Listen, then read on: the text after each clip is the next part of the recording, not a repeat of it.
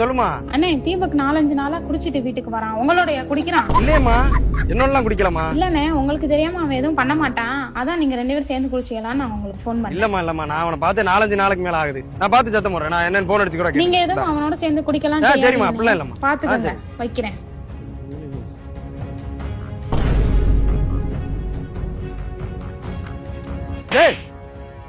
எப்ப பாரு இந்த குடிகாரனோட சேர்ந்து டெய்லி குடிச்சுக்கிட்டு இருந்து விட்டு உன் முன்னாடி என்ன ஏன்ட்ட போன் அடிச்சு கேக்குது. ஒழுங்கா அந்த பிள்ளைக்கு போன் அடிச்சு நீ நானும் சேர்ந்து குடிக்கலன்னு சொல்றா. நான் கூட தான் இருக்கேன்னு சொல்லி தொலைஞ்சிடாதடா.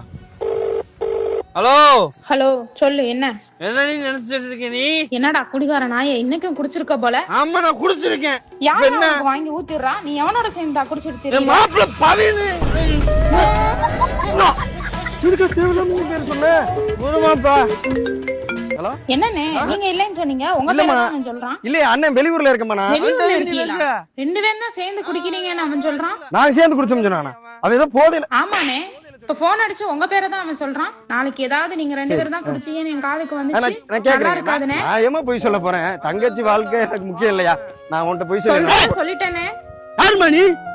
பிரச்சனை பெருசா போய்கிட்டு இருக்கு. போன வை முத.